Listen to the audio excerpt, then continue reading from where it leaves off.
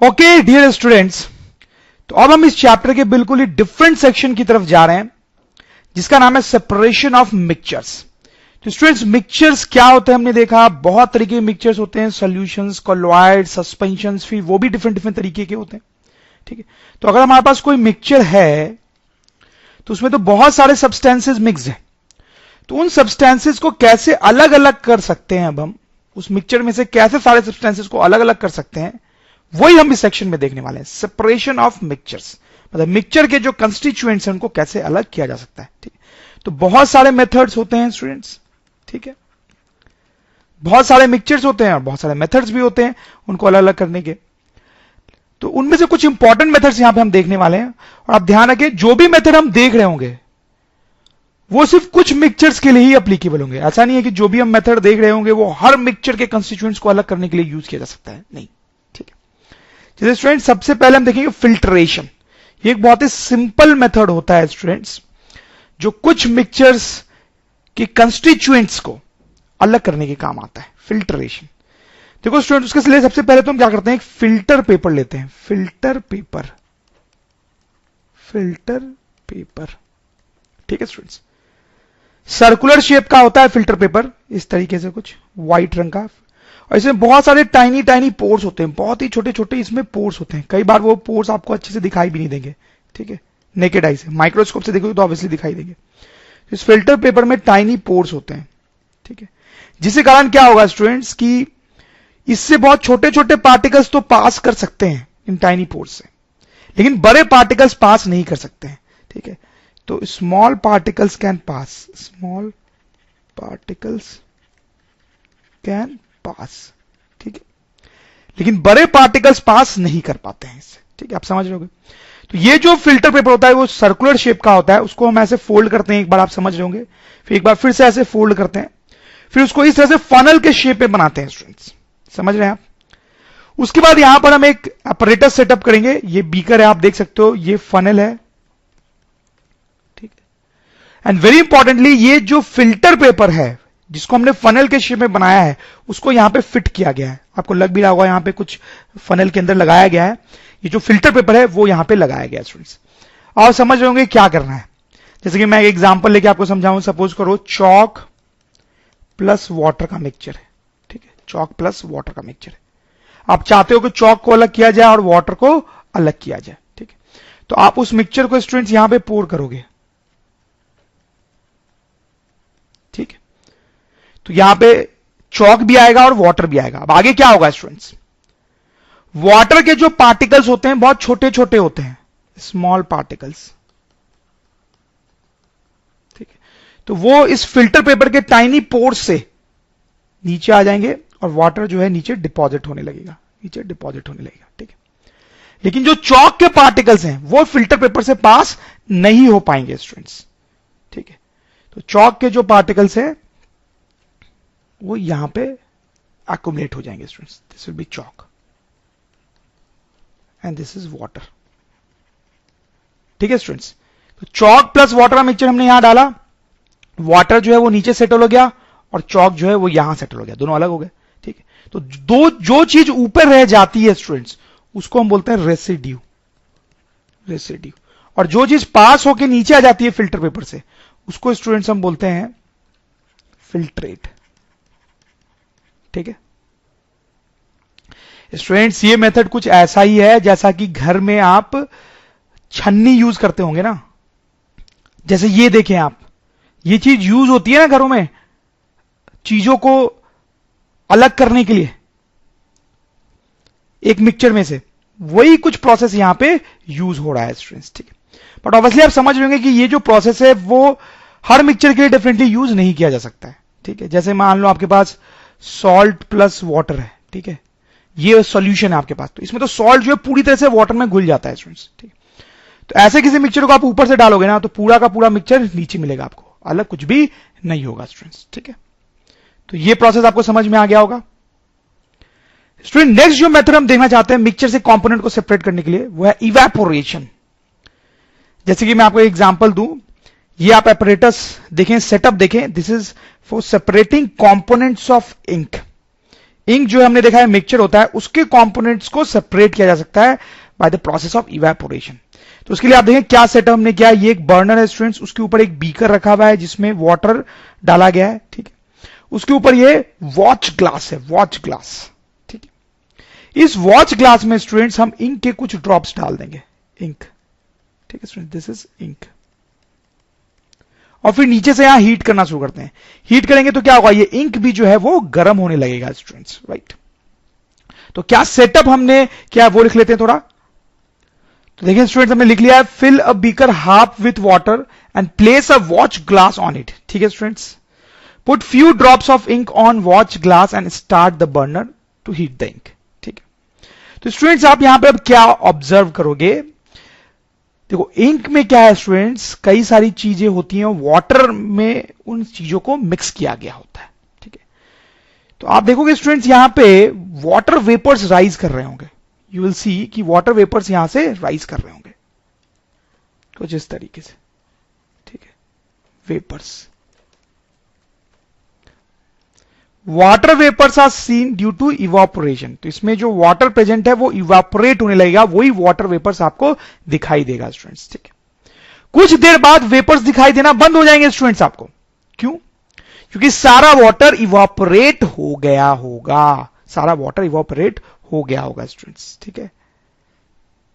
तो stop heating when no more vapours are seen, heat करने पे वेपर्स बन रहे थे, यहां पे वाटर इवापोरेट हो रहा था, और जब सारा वाटर इवापोरेट हो जाएगा तो आपको वेपर्स दिखने बंद हो जाएंगे, तब आप हीटिंग करना बंद कर दो। तो stop heating when no more vapours are seen. और उस टाइम पे स्टूडेंट्स यहां पर आप देखोगे कि सॉलिड सब्सटेंस यहां पे आपको दिखेगा। जैसे अगर आपने ब्लू इंक यूज की होगी, ब्लू इंक, तो ब्लू रंग का सॉलिड सब्सटेंस यहां पे आपको एक बचा हुआ दिखेगा।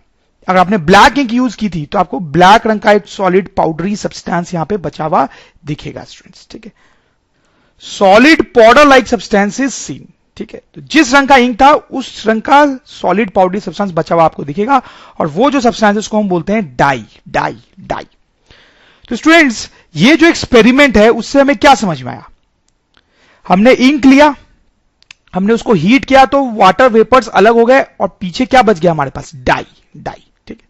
तो देखा जाए स्टूडेंट्स तो इंक के जो कंपोनेंट्स थे वो हमने अलग कर लिए ना, वाटर इवापोरेट हो गया, अलग हो गया, और उसमें जो डाई था वो नीचे बच गया स्टूडेंट्स। तो इस तरीके से इवापोरेशन से भी बहुत सारे मिक्सचर्स के कंपोनेंट्स को सेपरेट किया जा सकता है स्टूडेंट्स।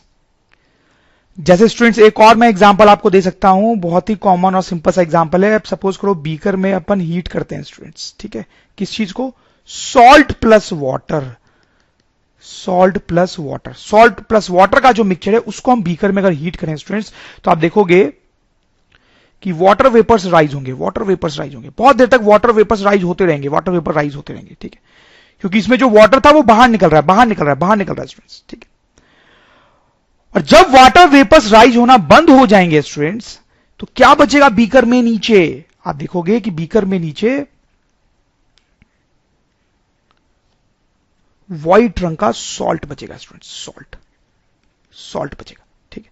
तो यहां पर भी स्टूडेंट्स हमने क्या किया है, हमारे पास सॉल्ट और वाटर का मिक्सचर था, हमने सॉल्ट और वाटर को अलग कर लिया, वाटर इवापोरेट हो गया, सॉल्ट हमारे पास पीछे रह गया, और यहां पर भी जो मेथड यूज किया हमने दैट इज इवेपोरेशन, ठीक है। इसमें भी वाटर का इवापोरेशन हुआ है, और जो दूसरी चीज थी वो पीछे रह गई स्टूडेंट्स, ठीक है।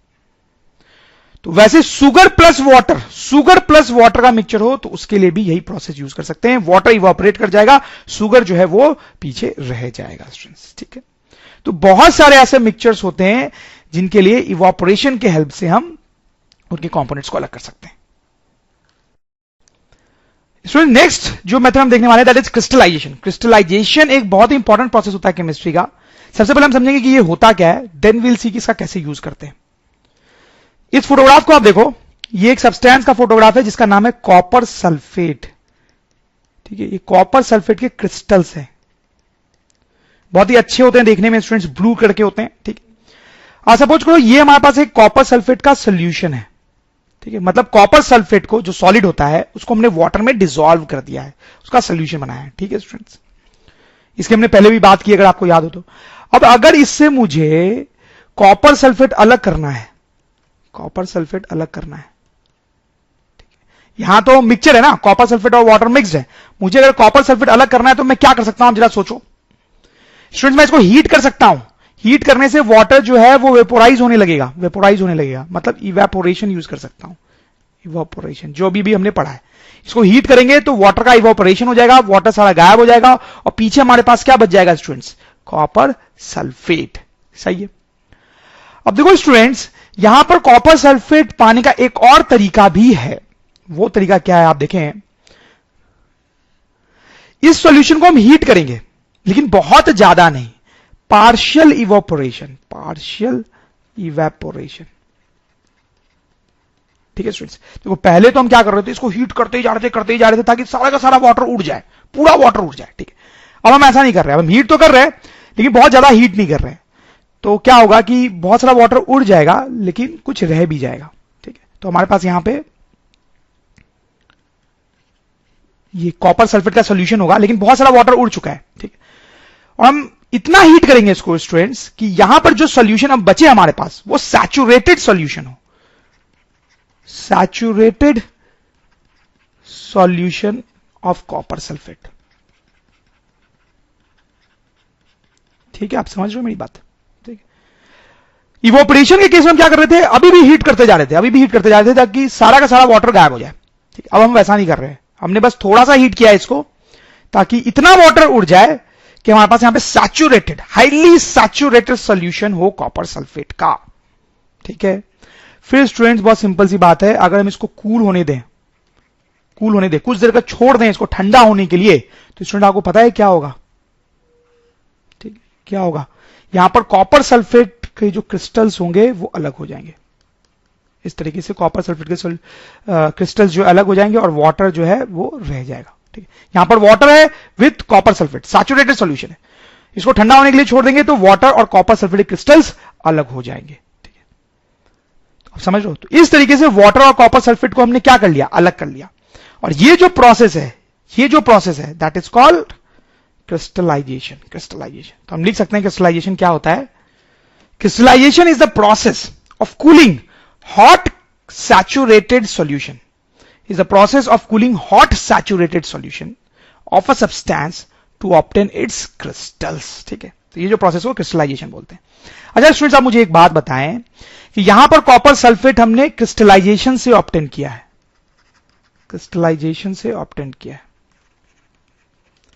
और यहां पर कॉपर सल्फेट हमने प्योर इवेपोरेशन से ऑब्टेन किया है।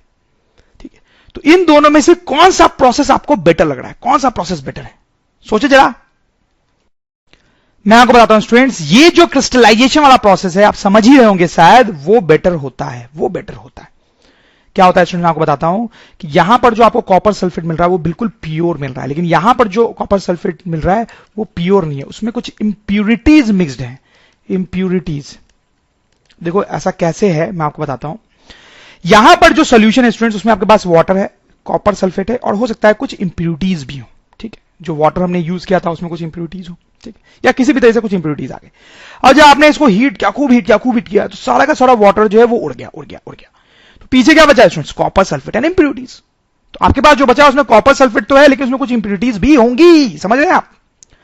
लेकिन स्टूडेंट्स इस प्रोसेस में क्या होता है, आपने यहां पे हीट किया, कुछ वाटर गायब हो गया लेकिन कुछ बचा भी। फाइनली यहां पर वाटर, कॉपर सल्फेट और इंप्यूरिटीज तीनों है हमारे पास। ठीक है, अब जब इसको कूल करते हैं स्टूडेंट्स तो जो कॉपर सल्फेट है वो बिल्कुल अलग हो जाता है, उसके प्योर क्रिस्टल्स बन जाते हैं, और पीछे जो बचता है हमारे पास उसमें वाटर और इंप्यूरिटीज रह जाती है। तो कॉपर सल्फेट यहां पे बिल्कुल प्योर मिलता है स्टूडेंट्स। तो this is a great advantage of crystallisation. जो चीज हम क्रिस्टलाइजेशन से कर रहे हैं, मतलब कॉपर सल्फेट को अलग कर रहे हैं, वो हम इवेपोरेशन से भी कर सकते थे, लेकिन इवेपोरेशन में इंप्यूरिटीज भी आ जाती, यहां पर इंप्यूरिटीज नहीं आती हैं स्टूडेंट्स। ठीक है, क्रिस्टलाइजेशन का एक और बहुत ही इंपॉर्टेंट प्रैक्टिकल एप्लीकेशन मैं आपको बताता हूं, बहुत अच्छा लगेगा आपको। Obtaining salt from sea water. तो स्टूडेंट आपको तो पता ही हुआ कि ओशन या सी का जो वाटर होता है उसमें सॉल्ट मिक्स होता है, वही सॉल्ट जो हम खाते हैं, ऑब्वियसली और बहुत सारी इंप्यूरिटीज तो होती ही होंगी। ठीक है, तो वो जो सॉल्ट होता है जो हमारे घरों तक पहुंचता है वो ओशन के वाटर से ही निकाला गया होता है। कैसे उसको निकालते हैं स्टूडेंट्स, वही मैं आपको समझाना चाहता हूं, आपने शायद पहले कभी पढ़ा भी हो। ओशन का जो वाटर होता है उसको इस तरह से स्प्रेड कर देते हैं, लैंड पे इस तरह से स्प्रेड कर देते हैं। अब क्या होगा स्टूडेंट्स, सन के कारण क्या होगा, बहुत गर्मी होगी, तो सन की जब हीट पड़ेगी तो ये वाटर वहां पे बहुत गर्म हो जाएगा। वाटर गर्म हो जाएगा तो इवेपोरेशन होने लगेगा स्टूडेंट्स, इवेपोरेशन, ठीक है, जो हमने कुछ देर पहले पढ़ा है। तो इवेपोरेशन के होने से सारा का सारा वाटर जो है वो वेपोराइज होके चला जाएगा। पीछे हमारे पास क्या बचेगा स्टूडेंट्स, सॉल्ट एंड इंप्यूरिटीज। तो पीछे ये जो चीज कलेक्ट की गई है स्टूडेंट्स वो क्या है, सॉल्ट भी है जो हमें चाहिए, लेकिन साथ में इंप्यूरिटीज भी है जो हमें नहीं चाहिए स्टूडेंट्स, ठीक है। तो अब इस इंप्यूरिटीज को कैसे अलग किया जाए स्टूडेंट्स, वो क्रिस्टलाइजेशन प्रोसेस से किया जाता है, ठीक है। क्या करते हैं स्टूडेंट्स, इस सॉल्ट को हम इंडस्ट्री में ले जाते हैं, ठीक है, फैक्ट्रीज में ले जाते हैं और इसको फिर से थोड़े से वाटर में डिसॉल्व करते हैं, ठीक है। थोड़े से वाटर में डिसॉल्व करेंगे तो हमारे पास सोल्यूशन बनेगा। उस सोल्यूशन में हमारे पास होगा students obviously water, salt and impurities, ठीक है, ये हमारे पास होता है। फिर स्टूडेंट्स ऑब्वियसली हम इसको हीट करते हैं, इसको हीट करते हैं। हीट करने से क्या होगा, हीट करने से कुछ वाटर वेपोराइज होगा और हमारे पास सैचुरेटेड सॉल्यूशन बनेगा। सैचुरेटेड सॉल्यूशन जिसमें वाटर होगा, सॉल्ट होगा और इंप्यूरिटीज होंगी, ठीक है। हमने थोड़ा सा इसको गर्म किया ताकि एक्सेस वाटर जो है वो इवेपोरेट हो जाए और हमारे पास यहां पे हॉट, कंसंट्रेटेड, हाईली कंसंट्रेटेड, बहुत ही सैचुरेटेड सॉल्यूशन हो, ठीक है। अब वही करेंगे हम जो कॉपर सल्फेट के साथ हम कर रहे थे कि इसको कूल करने के लिए छोड़ देंगे, और जब इसको कूल करने के लिए छोड़ देंगे स्टूडेंट्स तो क्या होगा, वही होगा जो कॉपर सल्फेट के साथ हुआ था। सॉल्ट के छोटे छोटे क्रिस्टल्स होते हैं वो बाहर आ जाएंगे। सॉल्ट के छोटे छोटे क्रिस्टल्स जो होते हैं, बहुत ही छोटे छोटे क्रिस्टल्स होते हैं, तो आपको पता ही है, सॉल्ट के छोटे छोटे क्रिस्टल्स जो है वो बाहर आ जाएंगे और वाटर एंड इंप्यूरिटीज जो हैं वो अलग हो जाएंगे, वाटर प्लस इंप्यूरिटीज, ठीक है स्टूडेंट्स। और हमें बिल्कुल प्योर सॉल्ट मिलेगा स्टूडेंट्स, यहां पे प्योर सॉल्ट, प्योर सॉल्ट। तो आप देख सकते हैं कई बार क्रिस्टलाइजेशन का यूज जो है वो मिक्सचर्स से इंप्यूरिटीज हटाने के लिए भी किया जाता है। तो हम लिख भी सकते हैं कि crystallisation is used to remove impurities from mixtures, ठीक है स्टूडेंट्स, आप समझ रहे होंगे। मिक्सचर्स से, ये मिक्सचर था, उससे इंप्यूरिटी हटाने के लिए हमने क्रिस्टलाइजेशन प्रोसेस का यूज किया है। ओके स्टूडेंट्स, तो अब हम एक और चीज क्रिस्टलाइजेशन से रिलेटेड देखना चाहते हैं। इवेपोरेशन और क्रिस्टलाइजेशन में कौन सा बेटर है वो हमने डिस्कस किया है, तो वही हम कुछ पॉइंट्स नोट डाउन करेंगे। Why crystallisation is better than evaporation. Copper sulphate के केस हमने डिस्कस किया था कि क्रिस्टलाइजेशन का यूज करना बेटर है कंपेयर टू इवेपोरेशन। तो उसका जो रीजन है वो भी हम देख ही चुके हैं students, let me right that down. First is by crystallization we get pure substance but by evaporation we get impure substance, ये तो हम देख ही चुके हैं स्टूडेंट्स, ठीक है। अब दूसरा जो एडवांटेज होता है क्रिस्टलाइजेशन का वो कुछ ऐसा है, मैं आपको बताऊं। जैसे कि शुगर का एग्जांपल लेते हैं स्टूडेंट्स, ठीक है, ठीक है। तो हमारे पास ये शुगर प्लस वाटर का मिक्सचर है, ठीक है। इवोपोरेशन से हम शुगर पाना चाह रहे हैं, इवोपोरेशन से, तो स्टूडेंट्स हम क्या करेंगे, इसको बहुत ज्यादा हीट करना पड़ेगा हमें, ठीक है, लॉट ऑफ हीटिंग, इवोपोरेशन का यूज कर रहे हैं। तो बहुत ज्यादा हीट करने पे क्या होता है स्टूडेंट्स, यहां पे कि जो वाटर है वो तो इवोपोरेट हो जाता है और पीछे हमारे पास बच जाता है सिर्फ शुगर, पीछे बच जाता है सिर्फ शुगर। लेकिन यहां पे एक प्रॉब्लम होती है स्टूडेंट्स, क्योंकि आपने बहुत ज्यादा हीटिंग की होती है, सारे वाटर को इवोपोरेट कराने के लिए आपको बहुत हीटिंग करनी पड़ती है। तो इतनी हीटिंग करने से कई बार क्या होता है कि जो शुगर है उसका नेचर ही चेंज हो जाता है। मतलब बहुत हीट करने से ये जो शुगर है वो थोड़ा अलग टाइप का हो जाता है, उसमें कुछ केमिकल चेंजेज आ जाते हैं, ठीक है। तो ये वो शुगर नहीं है एक्चुअली जो हमें एक्चुअली चाहिए था। जैसा शुगर के क्रिस्टल्स हम अपने घरों में देखते हैं वैसा शुगर नहीं बचता है यहां पे, वो थोड़ा सा चेंज हो गया होता है जो हमारे लिए उतना यूजफुल नहीं होता है, उसमें कुछ केमिकल चेंजेस आ जाते हैं, chemical changes due to lot of heating, जबकि क्रिस्टलाइजेशन प्रोसेस अगर हम यूज करें तो ऐसी प्रॉब्लम नहीं आएगी, क्योंकि उसमें बहुत ज्यादा हीट तो करना नहीं पड़ेगा हमें।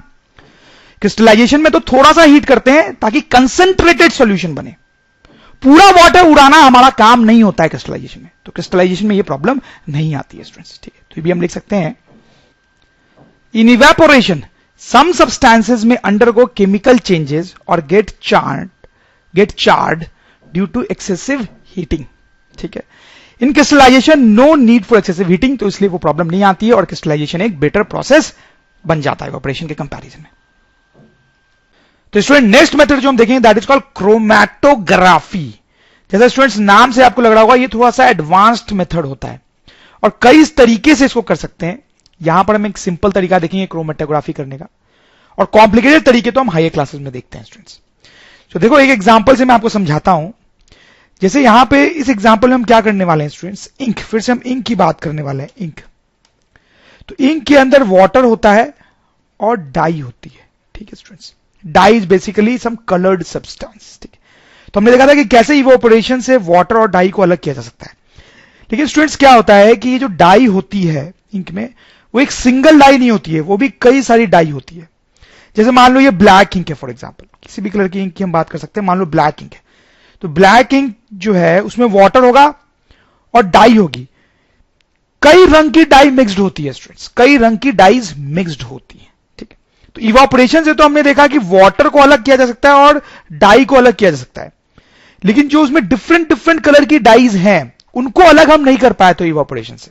ठीक है, सारे कलर की डाइज एक ही साथ नीचे बच गई थी। तो हम देखिए क्रोमैटोग्राफी से वो डिफरेंट डिफरेंट डाइज को, सारी डाइज को अलग किया जा सकता है। आप समझ रहे हो मेरी बात? तो स्टूडेंट्स उसके लिए सेटअप क्या है, आप देखें कि ये जो आपको दिख रहा है this is actually filter paper. Filter paper क्या होता है वो हमने देखा है।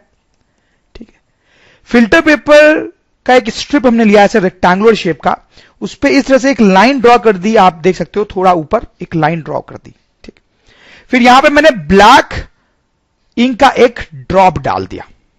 ठीक, और उसको सूखने देंगे, हम सूखने देंगे, वो ड्राई होने देंगे उसको। ठीक है, तो लिख लेंगे स्टूडेंट्स हमने क्या सेटअप किया यहां पे। A line is drawn around 3 centimeter above the lower edge of filter paper. A drop of black ink is poured and allowed to dry. ठीक है स्टूडेंट्स, फिर इस पूरे सेटअप को इस तरह से हम वाटर में डाल देते हैं ताकि फिल्टर पेपर का थोड़ा सा पार्ट जो है वो इस तरह से वाटर में डिप हो जाए। Filter paper is dipped in water as in figure. आप ध्यान रखिए सिर्फ थोड़ा सा पार्ट डिप होना चाहिए। अब क्या होता है स्टूडेंट्स, फिल्टर पेपर जो है ये उसकी प्रॉपर्टी होती है कि आप उसको इस तरह से थोड़ा सा वाटर में डुबा दो तो ये जो वाटर है वो ऊपर की तरफ चढ़ने लगेगा, ऊपर की तरफ मूव करने लगेगा। ठीक है, मतलब थोड़ी देर बाद आप देखोगे कि यहां तक फिल्टर पेपर वेट हो गया है। थोड़ी देर और देखोगे तो यहां तक फिल्टर पेपर वेट हो गया होगा, थोड़ी देर और देखोगे तो यहां तक फिल्टर पेपर वेट हो गया होगा। ठीक है, तो धीरे धीरे वाटर जो है ऊपर की तरफ क्लाइंब करने लगता है स्टूडेंट्स। ठीक है, फिल्टर पेपर में। और स्टूडेंट्स मैं आपको बताऊं ये कोई अनोखी बात नहीं है। जैसे घर में तो आप क्या कर सकते हो कि ऐसे बीकर में वाटर लो और एक टॉवेल को यहां पे डिप कर दो, सॉर्ट ऑफ एक टॉवेल को ऐसे डिप कर दोगे ना। ठीक है, थोड़ा सा टॉवेल का पार्ट वाटर में डिप होना चाहिए, तो आप देखोगे कि धीरे धीरे ना वाटर जो है वो टॉवेल में ऊपर चढ़ जाएगा। ठीक है, थोड़ी देर बाद इतना टॉवेल गीला हो जाएगा, थोड़ी देर बाद इतना टॉवेल गीला हो जाएगा, और थोड़ी देर बाद पूरा का पूरा टॉवेल गीला हो जाएगा स्टूडेंट्स। ठीक है, तो ये जो लिक्विड के ऊपर चढ़ने वाली प्रॉपर्टी होती है ये आपको थोड़ी सी अजीब लग सकती है, बट घर में अगर ये टॉवेल वाला एक्सपेरिमेंट आप करके देख लोगे तो बिल्कुल भी अजीब नहीं लगेगा स्टूडेंट्स। तो वैसा यहां पर फिल्टर पेपर के साथ भी होगा कि ये वाटर ऊपर चढ़ता हुआ आपको दिखाई देगा students. Water will be seen moving upward on filter paper. अब देखो स्टूडेंट्स, जब ये वाटर ऊपर चढ़ेगा तो ये जो इंक है उसका क्या होगा, आप सोचो। जब ये वाटर ऊपर चढ़ेगा तो इंक उस वाटर में डिसॉल्व हो जाएगा। सही बात है ना, इंक उस वाटर में डिसॉल्व हो जाएगा। और जब वाटर ऊपर जा रहा होगा तो इंक भी उसके साथ साथ ऊपर जाएगा, इंक भी उसके साथ साथ ऊपर जाएगा। तो काफी देर बाद वाटर बिल्कुल ऊपर चढ़ गया होगा स्टूडेंट्स, कुछ इस तरीके से फिल्टर पेपर में पूरा फिल्टर पेपर गीला हो गया होगा, वेट हो गया होगा। ठीक है, और ये जो इंक स्पॉट है वो भी साथ साथ वाटर के ऊपर गया होगा और आपको कुछ इस तरीके से दिखाई देगा। स्टूडेंट मैं बना रहा हूं, आप देखना ध्यान दें, कुछ इस तरीके का सिचुएशन आपको दिखाई देगा कि इंक जो है वो ऊपर तो चढ़ेगा लेकिन वो फैल जाएगा इस तरीके से। ठीक है, और मान लो अगर ये जो इंक है उसमें 3 कलर की डाइज थी, ऑरेंज, येलो और ये ब्लैक, तो तीनों कलर की डाई जो है वो इस तरह से अलग अलग फैल जाएंगी। तो दिस इज डाई 1, से this is dye 2 and this is dye 3। ठीक है, तो इंक वाटर में डिसॉल्व होगा और ऊपर की तरफ चढ़ेगा वाटर के साथ साथ, लेकिन उसमें जो जो कलर के डाइज हैं वो अलग तरीके से यहां पे फैल जाएंगे, आप देख सकते हो, वो डिफरेंट डिफरेंट हाइट्स पे आपको मिलेंगे स्टूडेंट्स। तो स्टूडेंट्स आप देखिए मैंने यहां पे लिखा है dyes of different colours are seen at different heights on filter paper. तो इस तरह से आप देख सकते हैं कि स्टूडेंट्स ये जो डाई में, इंक में जो डाई था उसमें एक्चुअली कई सारे कलर के डाइज थे, एक्चुअली एक सिंगल डाई नहीं था, कई सारे डाइज थे, कई सारे कलर के। तो वो सारे कलर के डाइज इस तरह से अलग हो गए क्रोमेटोग्राफी से। और स्टूडेंट्स आप ये सोच रहे हो कि जैसे ऑरेंज कलर का डाई 1 जो है वो नीचे ही क्यों आया, ये येलो रंग का जो सेकंड डाई है वो बीच में ही क्यों आया, और ये जो ब्लैकिश रंग का थर्ड डाई है वो सबसे ऊपर ही क्यों गया, ठीक है, यही सीक्वेंस क्यों बना। तो उसका रीजन ये होता है स्टूडेंट्स कि ये तीनों में से जो डाई सबसे ज्यादा सॉल्यूबल होगा वाटर में वो सबसे ऊपर दिखेगा, सबसे ऊपर दिखेगा। मतलब क्या होगा स्टूडेंट्स कि वाटर जब ऊपर चढ़ेगा तो इसमें जो सबसे ज्यादा सॉल्यूबल डाई है, जैसे कि ब्लैक डाई जो है, जिसको मैंने डाई 3 लिखा है, ठीक है, वो मैक्सिमम सॉल्यूबल होगा, जरूर मैक्सिमम सॉल्यूबल, ठीक है। तो वो बहुत ज्यादा सॉल्यूबल है तो तुरंत वाटर में घुल गया और उसके साथ साथ ऊपर चढ़ गया, तुरंत वाटर में घुल गया और साथ साथ ऊपर चढ़ गया, ठीक है। फिर जो डाई 2 है येलो रंग का वो कम सॉल्यूबल रहा होगा, ठीक है, तो वो थोड़ी देर बाद घुला वाटर में, तो थोड़ी देर बाद वो ऊपर चढ़ना शुरू किया, इसलिए वो थोड़ा नीचे हाइट तक ही पहुंच पाया।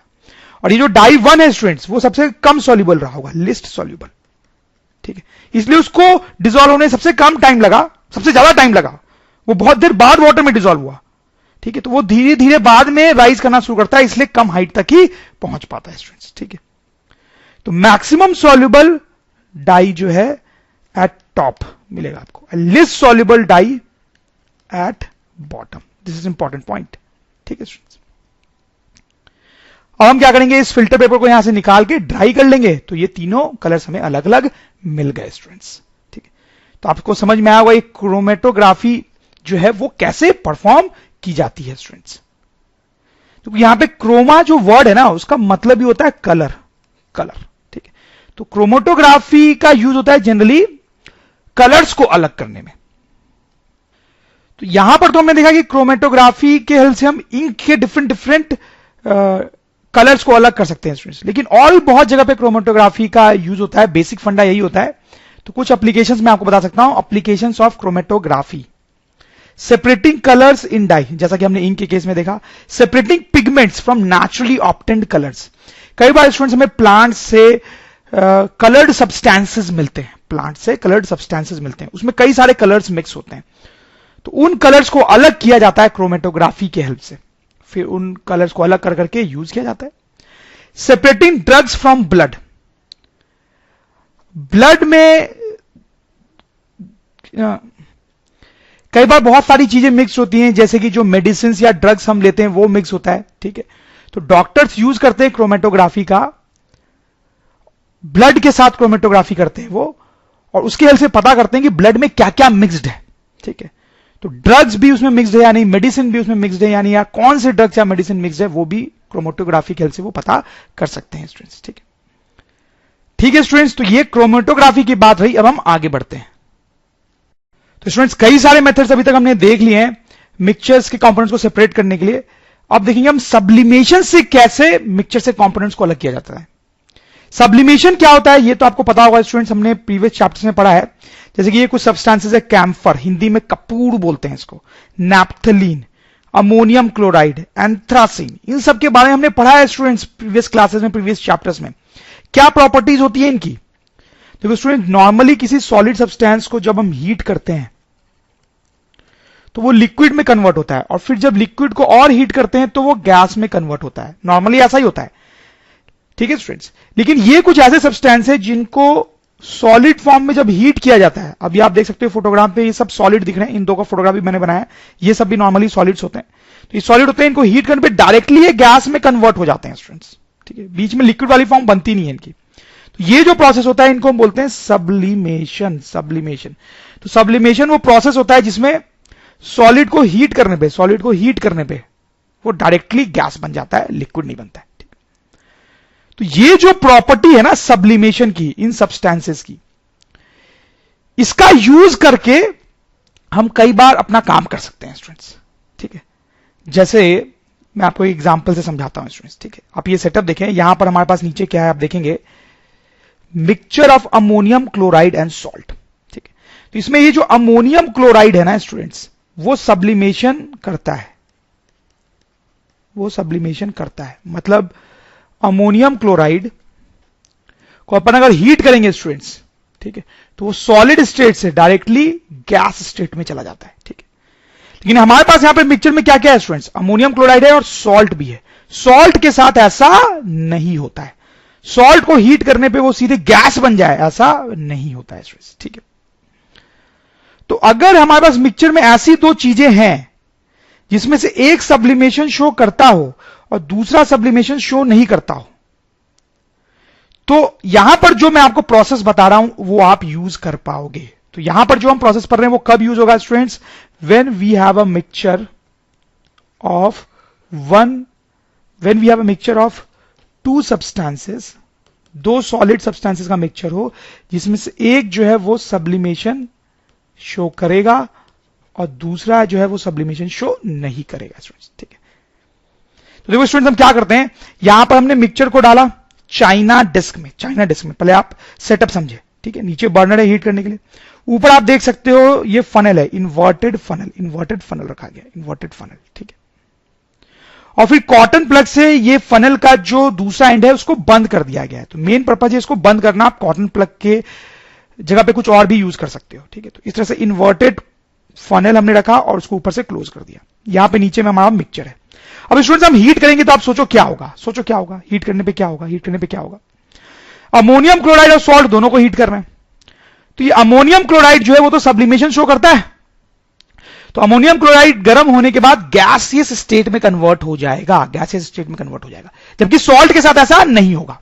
ठीक है, तो हम जैसे इसको हीट करना शुरू करेंगे, यहां से आपको कुछ वेपर्स राइज होते हुए दिखाई देंगे। ठीक है, और वो वेपर्स किसके होंगे स्टूडेंट्स, अमोनियम क्लोराइड के। ठीक है, तो अमोनियम क्लोराइड के वेपर ऊपर राइज होना शुरू होंगे, देखो लिखा हुआ है वेपर्स ऑफ अमोनियम क्लोराइड। ठीक है, सॉल्ट जो है वो नीचे ही रहेगा, अभी सॉल्ट नीचे रहेगा, और फिर ये वेपर्स राइज होके आप देखो फनल के इस तरह पे, फनल के एजेस पे जाके ऐसे हिट करेंगे, यहां पहुंचेंगे। ठीक है, और ये वाला जो पार्ट है वो तो कोल्ड है, कोल्ड है। ठीक है, गर्म क्योंकि हम नीचे से कर रहे हैं, तो फनल का ये वाला पार्ट गर्म नहीं होगा, ये ठंडा होगा। तो वेपर जब यहां पे पहुंचेंगे तो वापस से वो सॉलिड बन जाएंगे। मतलब अमोनियम क्लोराइड को हीट किया तो वो गैस बना, ठीक है, और फिर इसको कूल कर रहे हैं, गैस को कूल कर रहे हैं तो वापस से सॉलिड बन रहा है। ठीक है, तो ये जो गैस है अमोनियम क्लोराइड की वो ऊपर आई, यहां पे कांटेक्ट में आई फनल के, ठंडी हुई तो वापस से सॉलिड अमोनियम क्लोराइड बन गई। तो स्टूडेंट्स आप समझ रहे हो यहां पे क्या होगा, वेपराइज हो के सारा अमोनियम क्लोराइड यहां डिपॉजिट हो जाएगा और नीचे हमारे पास क्या बचेगा, सॉल्ट। तो इस तरह से दोनों अलग हो जाएंगे स्टूडेंट्स, वेरी सिंपल। ठीक है, तो हम लिख भी सकते हैं कि क्या पूरा सेटअप है, क्या हमने यहां पे किया है, put the mixture of ammonium chloride and salt in a china dish. ठीक है students, put inverted funnel on top of it. ठीक है, cover the open end of funnel by cotton plug. Okay, फिर heat the mixture, heat the mixture, vapours of ammonium chloride rise and solidify on cooler portions of funnel. ठीक है students, हमने देखा था यहां पे salt is left behind. Okay students, तो ये पूरा प्रोसेस था जो हमने लिख भी लिया। तो स्टूडेंट्स नेक्स्ट हम देखेंगे separation of immiscible liquids, immiscible liquids. तो सबसे पहले ये इमिसिबल टर्म का मतलब हमें समझने की जरूरत है। जैसे स्टूडेंट्स आप सपोज करो हम दो लिक्विड लेते हैं, वाटर एंड मिल्क। ठीक है, इनका मिक्सचर बनाते हैं वाटर और मिल्क को मिला के। ठीक, और एक केस में स्टूडेंट्स हम वाटर और सपोज करो मस्टर्ड ऑयल या कोई भी दूसरा ऑयल भी ले सकते हैं, मस्टर्ड ऑयल या किरोसिन ऑयल। ठीक है, उनका मिक्सचर बनाते हैं। ठीक है, तो आपको डिफरेंस दिखाई देगा स्टूडेंट्स, वाटर और मिल्क को जब आप मिलाओगे तो वो दोनों कंप्लीटली मिक्स हो जाएंगे एक दूसरे में, बहुत अच्छे से मिक्स हो जाएंगे। ठीक है, अच्छे से मिक्स हो जाएंगे।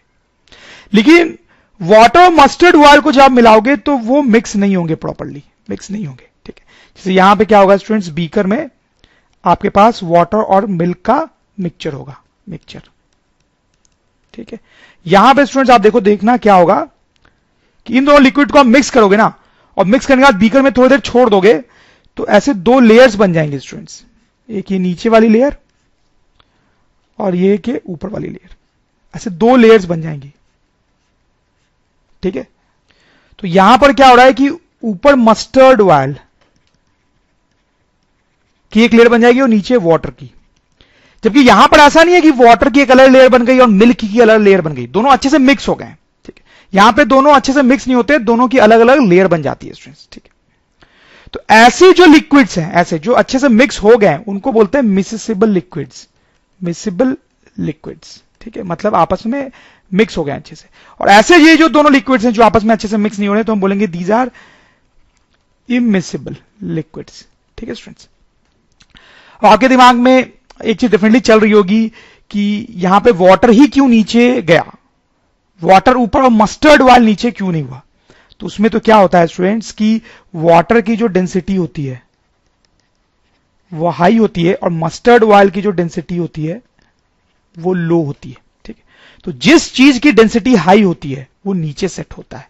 ठीक है, तो वाटर की डेंसिटी हाई थी तो वो लोअर लेयर बनाएगा, लोअर लेयर, और जिस की डेंसिटी कम है मस्टर्ड ऑयल यहां पे, वो हायर लेयर बनाएगा।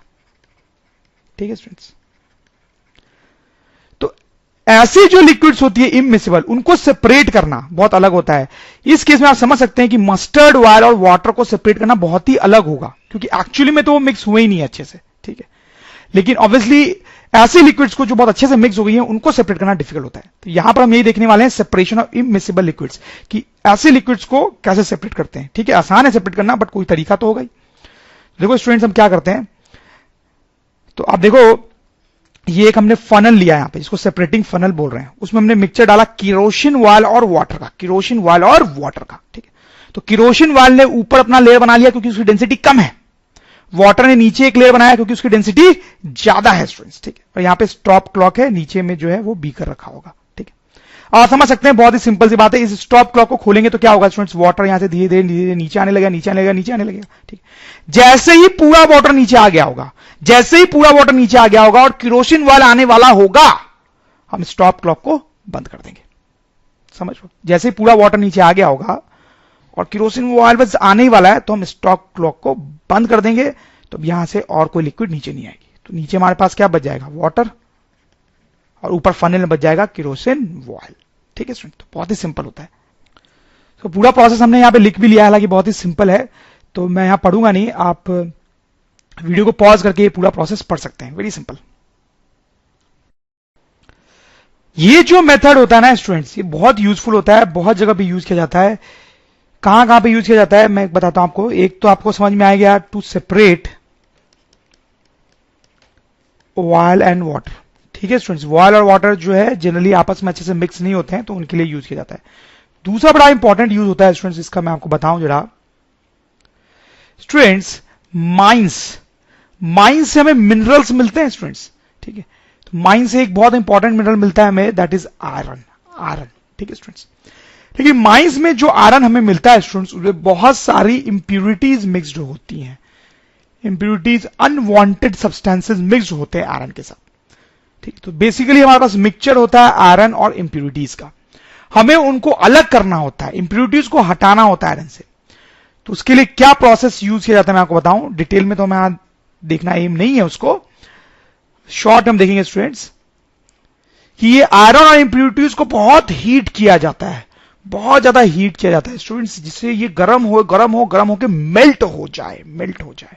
ठीक है, मेल्ट हो जाए, आयरन जो है वो भी मेल्ट हो जाता है स्टूडेंट्स। ठीक है, फिर होता क्या है कि आयरन जो है बहुत भारी होता है, तो आयरन मेल्ट होके नीचे सेटल हो जाता है।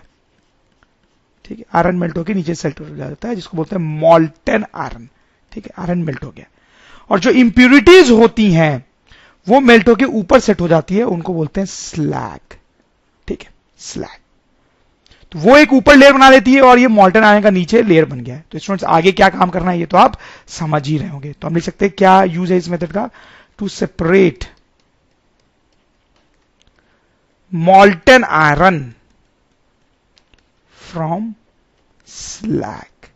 ठीक है स्टूडेंट्स, तो इस तरीके से molten iron निकाल लेंगे जो कि प्योर आयरन होगा, उसमें कोई इंप्यूरिटीज नहीं होगी, क्योंकि इंप्यूरिटीज तो ऊपर रह गई हैं स्लैग के फॉर्म में। तो ओके डियर स्टूडेंट्स, अब हम देखेंगे कि मिसिबल लिक्विड्स को कैसे सेपरेट किया जाता है। मतलब दो ऐसी लिक्विड जो बहुत अच्छे से मिक्स्ड है, फॉर एग्जांपल आप सपोज करो कि वाटर है और एसीटोन। एसीटोन एक लिक्विड होती है स्टूडेंट्स, ये दोनों बहुत अच्छे से मिक्स हो जाते हैं। तो अभी लास्ट में जो हमने तरीका पढ़ा जिसमें दो लिक्विड्स लेयर बना लेती हैं, वो तो यहां यूज कर नहीं पाएंगे स्टूडेंट्स, ठीक है। तो ऐसे लिक्विड जो मिक्सेबल है, आपस में बिल्कुल अच्छे से मिक्स हो जाती है, उनको सेपरेट करने के लिए जो मेथड हम यूज करते हैं स्टूडेंट्स, उसका नाम है डिस्टिलेशन। डिस्टिलेशन, ठीक है स्टूडेंट्स। तो कैसे ये डिस्टिलेशन परफॉर्म किया जाता है वो ही हम समझना चाहते हैं। ये उसका सेटअप है, क्या सेटअप है हम समझेंगे स्टूडेंट्स। लेकिन सबसे पहले आप ये समझे कि इनको अलग करने में, वाटर और एसीटोन को अलग करने में इनके बॉइलिंग पॉइंट का बड़ा इंपॉर्टेंट रोल होता है। वाटर का बॉइलिंग पॉइंट क्या होता है स्टूडेंट्स, आपको पता होगा, आपने पढ़ाई होगा। वाटर का बॉइलिंग पॉइंट क्या होता है स्टूडेंट्स, 100 डिग्री सेंटीग्रेड। कहने का मतलब है अगर वाटर का टेम्परेचर 100 डिग्री सेंटीग्रेड से एक्सीड हो तो लिक्विड वाटर जो है वो गैसियस फॉर्म में कन्वर्ट हो जाता है स्टूडेंट्स, ठीक है। वैसे एसीटोन का बॉइलिंग पॉइंट पता है क्या आपको? एसीटोन का बॉइलिंग पॉइंट होता है स्टूडेंट्स 56 डिग्री सेंटीग्रेड। मतलब 56 डिग्री सेंटीग्रेड पे क्या होगा स्टूडेंट्स कि लिक्विड एसीटोन जो है वो गैस में कन्वर्ट हो जाएगा। इस चीज का बड़ा इंपॉर्टेंस होता है इस प्रोसेस डिस्टिलेशन में। अब देखो ये प्रोसेस के लिए क्या सेटअप हम अरेंज करते हैं, आप देख सकते हो यहां पे बर्नर है स्टूडेंट्स जो बीकर को हीट करने के काम आएगा। ये जो फ्लास्क है, फ्लास्क, उसमें ऑब्वियसली हमने मिक्सचर डाला है एसीटोन और वाटर का, आप समझ सकते हो। ऊपर एक थर्मोमीटर भी लगाया, आप ध्यान दें।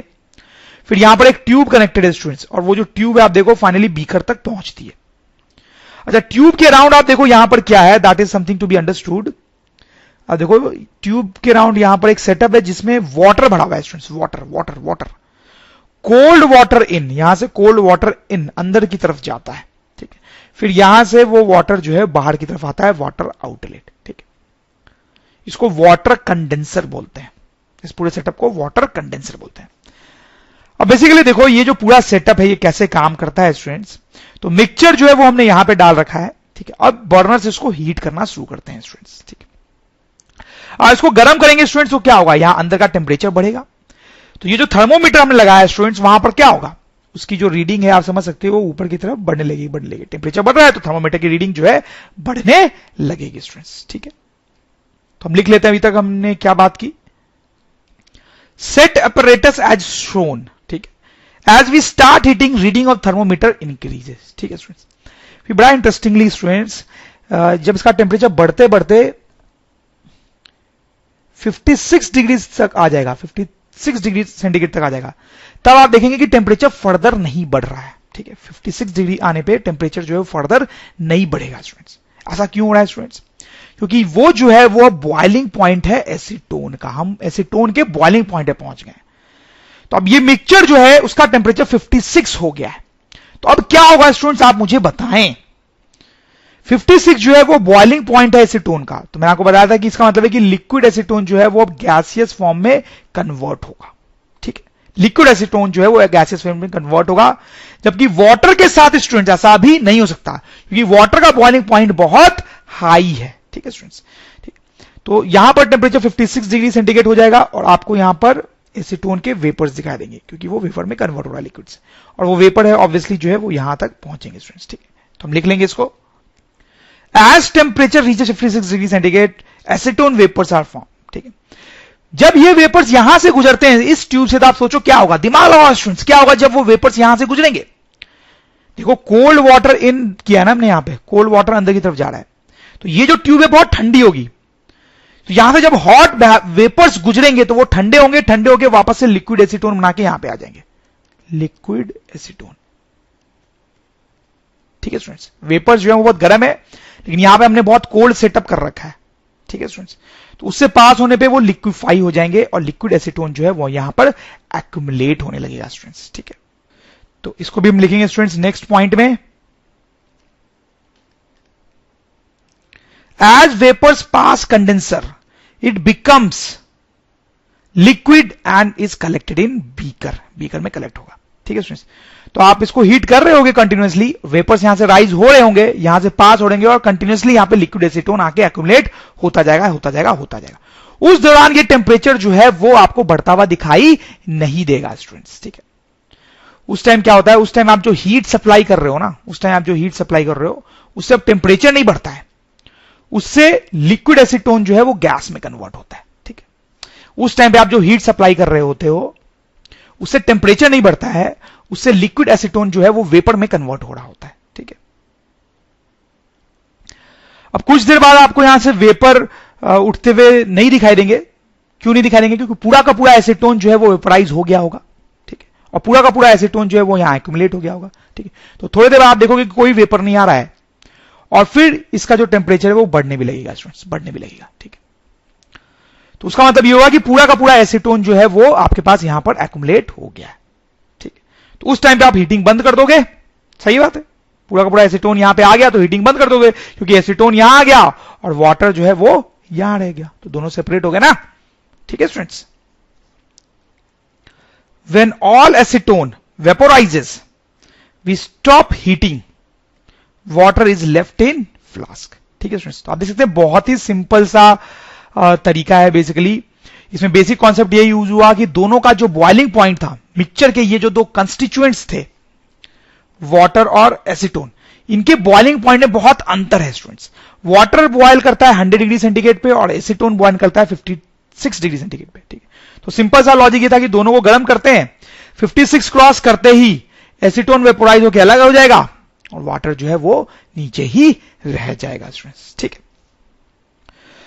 तो ऐसे मैं आपको बता दूं कि ये जो प्रोसेस है डिस्टिलेशन का, ठीक है, वो बहुत अच्छे से तभी काम करता है जब दो कंस्टिट्यूएंट्स, जब जो कंस्टिट्यूएंट्स हैं मिक्सचर के, उनकी बॉइलिंग पॉइंट का जो डिफरेंस है वो काफी ज्यादा हो। तो distillation works properly if difference in boiling point is greater than 25 degree centigrade, ठीक है। तो दो जो लिक्विड मिक्स्ड हैं उनकी बॉइलिंग पॉइंट का डिफरेंस अगर 25 डिग्री सेंटीग्रेड से ज्यादा होता है तब डिस्टिलेशन अच्छे से काम करता है, ठीक है। अगर इनके बॉइलिंग पॉइंट का जो डिफरेंस है वो उतना ज्यादा ना हो, कम हो 5 डिग्री हो, 10 डिग्री हो, ऐसे कुछ हो, तब ये जो प्रोसेस है डिस्टिलेशन का वो उतने अच्छे से काम नहीं करता है स्टूडेंट्स। आप समझ सकते हैं, लॉजिकल है दोनों का, क्यों आप बॉइलिंग पॉइंट जो है वो ज्यादा डिफरेंट नहीं है। जैसे सोचो कि एक लिक्विड है जिसका बॉइलिंग पॉइंट 100 है, वाटर है 100 डिग्री सेंटीग्रेड, और दूसरे का है 90 डिग्री सेंटीग्रेड, ठीक है। तो उसके लिए अगर आप ये प्रोसेस अप्लाई करोगे ना तो बहुत अच्छे से काम नहीं करेगा। क्यों? क्योंकि आप इसको हीट करोगे, जब यहां पे टेम्परेचर 90 पहुंचेगा, जब यहां पे टेम्परेचर 90 डिग्री सेंटीग्रेड पहुंचेगा, तो ये वाली जो लिक्विड है वो वेपोराइज होना शुरू होगी, ठीक बात है, ये वेपोराइज होना शुरू होगी। पर स्टूडेंट्स क्या होगा, थोड़ा थोड़ा वाटर भी अभी शुरू हो गया होगा वेपोराइज होना। ऐसे तो वाटर का बॉइलिंग पॉइंट 100 है, वो बात सही है, लेकिन 100 के बहुत करीब तो हम पहुंच ही गए ना, सॉर्ट ऑफ, ठीक है। तो जब 90 को क्रॉस करेंगे जैसे ही, वैसे ये लिक्विड वेपोराइज होना शुरू होगी, ठीक है, लेकिन थोड़ा थोड़ा सा वाटर भी वेपोराइज होने लगेगा। तो आप समझ रहे प्रॉब्लम क्या होगी, यहां पे जो वेपर्स आएंगे वो दोनों लिक्विड्स के होंगे, ठीक है। तो फिर दोनों अलग नहीं हो पाए ना अच्छे से, ठीक। तो ये डिस्टिलेशन का प्रोसेस तब अच्छे से काम करता है जब बॉइलिंग पॉइंट का difference greater than 25 degree centigrade हो, ठीक। अगर डिफरेंस कम है इससे, तो हम क्या करते हैं मैं आपको बताता हूं। तब हम एक दूसरा प्रोसेस यूज करते हैं स्टूडेंट्स, जिसको बोलते हैं फ्रैक्शनल डिस्टिलेशन, ठीक है, डिस्टिलेशन, ठीक। Works well if difference in boiling point is less than 25 degree centigrade, ठीक है। अगर दोनों लिक्विड्स के बॉइलिंग पॉइंट में डिफरेंस ज्यादा नहीं है तो फ्रैक्शनल डिस्टिलेशन यूज करते हैं। वो डिस्टिलेशन का ही मॉडिफाइड रूप है, नाम से ही क्लियर है स्टूडेंट्स। आप देखें क्या सेटअप यूज होता है, मोर लेस पहले जैसा ही सेटअप है। यहां पे एक बर्नर है, ये फ्लास्क है जिसमें आप मिक्सचर रखोगे, ठीक है स्टूडेंट्स। यहां पर ये आप देखो, ये जो स्ट्रक्चर है स्टूडेंट्स ये पहले नहीं था, ठीक है। ऊपर थर्मोमीटर लगा हुआ है पहले की तरह, लेकिन ये जो स्ट्रक्चर है वो पहले नहीं था। इसको बोलते हैं फ्रैक्शनेटिंग कॉलम, ठीक है। यहां पर आप देख सकते हो कुछ राउंड सी चीजें रखी हुई हैं, they are actually glass beads, ठीक है। ग्लास की छोटी छोटी बॉल्स टाइप आप ऐसा समझ सकते हैं, ठीक है। फिर यहां पर वो ट्यूब है और वैसे ही वाटर का कूलिंग सिस्टम है और यहां पे एक बीकर रखा हुआ है स्टूडेंट्स, ठीक है। तो ये एक एडिशनल चीज है यहां पे, क्या, फ्रैक्शनेटिंग कॉलम, ठीक है। तो अब काम वही करना होता है स्टूडेंट्स, यहां पर मिक्सचर को हीट करते हैं तो जिसका बॉइलिंग पॉइंट कम होता है वो हमें यहां पे पहले मिल जाता है, ठीक है स्टूडेंट्स। अब हो सकता है कि आप सोच रहे हो कि ये जो स्ट्रक्चर है वो कैसे हेल्प करता है यहां पे हमारी, तो थोड़ा कॉम्प्लिकेट होता है। हमारे कोर्स या सिलेबस से वो बाहर की बात है, तो उसमें हम उतना डिटेल में जाना पसंद नहीं करेंगे स्टूडेंट्स। पर आप इतना समझ सकते हैं कि जब बॉइलिंग पॉइंट कम होता है तो हम फ्रैक्शनल डिस्टिलेशन वाला प्रोसेस यूज करते हैं। उसमें खास बात यह है कि इस तरह का एक फ्रैक्शनेटिंग कॉलम का यूज किया जाता है। ठीक है स्टूडेंट्स, कुछ सिचुएशंस हम देख सकते हैं, जान सकते हैं जब फ्रैक्शनल डिस्टिलेशन का यूज किया जाता है। Separation of petroleum products. ठीक है स्टूडेंट्स, ठीक है, आपको तो पता होगा स्टूडेंट्स कि पेट्रोल जो होता है या पेट्रोलियम जो होता है वो वेल से मिलता है, कुओं से मिलता है। ठीक है, तो जब वो क्रूड फॉर्म में मिलता है स्टूडेंट्स, तो उसमें बहुत सारी लिक्विड्स मिक्स्ड होती हैं। उन सारे लिक्विड्स को सेपरेट करने के लिए ये सेटअप यूज किया जाता है स्टूडेंट्स, फ्रैक्शनल डिस्टिलेशन का। ठीक है, फिर स्टूडेंट्स एक और इंपॉर्टेंट यूज है separation of gases of air. आपको तो पता ही कि हमारे एयर में बहुत सारी गैसेस होती हैं, जैसे कि nitrogen, oxygen, carbon dioxide etcetera etcetera. उन सारी गैसेस को अलग अलग करने के लिए भी फ्रैक्शनल डिस्टिलेशन का यूज किया जाता है। आप सोच रहे होंगे फ्रैक्शनल डिस्टिलेशन तो लिक्विड्स के लिए यूज होता है, लिक्विड्स के लिए, लेकिन ये तो गैसेस हैं, तो वो कैसे होता है वो हम नेक्स्ट देखने वाले हैं। तो students, separation of gases from air. तो स्टूडेंट्स, हमारी जो एयर है that is actually a mixture, ये तो आपको पता ही है। एयर जो है वो मिक्सचर होती है, उसमें बहुत सारे गैसेस होते हैं स्टूडेंट्स। कौन कौन से गैसेस? नाइट्रोजन, सबसे ज्यादा नाइट्रोजन होती है एयर में। उसके बाद कौन सी गैस होती है स्टूडेंट्स? ऑक्सीजन होती है। ठीक है, ये दोनों गैसेज ही सबसे ज्यादा होती हैं, उसमें भी नाइट्रोजन तो बहुत ज्यादा। फिर बाकी गैसेज जो होती है वो बहुत कम अमाउंट में होती है। कार्बन डाइऑक्साइड, कार्बन डाइऑक्साइड कम अमाउंट में होता है लेकिन होता है। आर्गन, आर्गन, ठीक है, ये भी कम अमाउंट में होता है लेकिन होता है। और भी कुछ गैसेज होती हैं स्टूडेंट्स, लेकिन वो तो बहुत ही कम अमाउंट में होती है, उनको हम निग्लेक्ट कर सकते हैं। हम चाहते हैं कि एयर जो हमारा मिक्सचर है उससे ये सारी गैसेज को अलग किया जाए। तो कैसे अलग करेंगे इन सारी गैसेस को स्टूडेंट्स? तो देखो उसके लिए क्या प्रोसेस होता है। ये जो एयर होती है, सबसे पहले उसको हम एक फिल्टर से क्रॉस कराते हैं। फिल्टर, देखो फिल्टर आप सोच सकते हो कुछ इस टाइप का स्ट्रक्चर होता है स्टूडेंट्स, जिसमें टाइनी टाइनी पोर्स होते हैं, बहुत टाइनी टाइनी पोर्स होते हैं। तो क्या होगा स्टूडेंट्स, आप सोचो कि जब एयर को हम इससे पास कराएंगे तो एयर में बहुत सारे डस्ट पार्टिकल्स भी होंगे स्टूडेंट्स, ड्यू टू पॉल्यूशन। ठीक है, पॉल्यूशन के कारण इनमें बहुत सारे डस्ट पार्टिकल्स हो सकते हैं। ठीक है, तो उस एयर को जब क्रॉस कराया जाएगा तो यहां पर आपके पास सिर्फ क्लीन एयर ही पहुंचेगी, क्लीन एयर। डस्ट पार्टिकल्स जो है वो फिल्टर रोक देगा, फिल्टर डस्ट पार्टिकल्स को यहीं रोक देगा, यहां पर आने नहीं देगा स्टूडेंट्स। तो फिल्टर से पास करने के बाद हमारे पास क्लीन एयर होगी। ठीक है स्टूडेंट्स, उसके बाद हम क्या करेंगे, ये जो क्लीन एयर है उसका टेम्परेचर डिक्रीज करेंगे स्टूडेंट्स, और उसका प्रेशर जो है वो बहुत बढ़ाएंगे। ठीक है, टेम्परेचर डिक्रीज कर रहे हैं मतलब उसको ठंडा कर रहे हैं स्टूडेंट्स, ठंडा कर रहे हैं। देखो किसी भी गैस के साथ जब ऐसा करते हैं कि उसका टेम्परेचर कम कर दिया, बहुत ठंडा कर दिया, और प्रेशर बहुत बढ़ा दिया, तो वो लिक्विड फॉर्म में कन्वर्ट हो सकती है, लिक्विड फॉर्म में कन्वर्ट हो सकती है। तो एयर जो है वो तो गैस है, उसके बाद हमने ऐसा ही किया तो वो लिक्विड फॉर्म में कन्वर्ट हो जाएगी स्टूडेंट्स, लिक्विड एयर। ठीक है, तो ये जो एयर गैसियस फॉर्म में थी वो लिक्विड फॉर्म में कन्वर्ट हो जाएगी। लेकिन स्टूडेंट्स यहां पे छोटा सा कैच है, ये जो एयर है उसमें गैसेज ही तो है। तो नाइट्रोजन गैस है, नाइट्रोजन गैस, तो यहां पे वो नाइट्रोजन गैस लिक्विड नाइट्रोजन बन गई, लिक्विड फॉर्म में कन्वर्ट हो गई। ऑक्सीजन पहले हमारे पास गैसियस फॉर्म में था, वो यहां पे लिक्विड फॉर्म में होगा। आर्गन, आर्गन, आर्गन हमारे पास यहां पे गैसियस फॉर्म में था, यहां पे लिक्विड फॉर्म में आ गया। लेकिन स्टूडेंट ये जो कार्बन डाइऑक्साइड होता है ना, कार्बन डाइऑक्साइड, ठीक है, वो लिक्विड फॉर्म में नहीं आता है, वो सॉलिड बन जाता है, solid carbon dioxide, carbon dioxide. ठीक है, उसको कई बार ड्राई आइस भी बोलते हैं।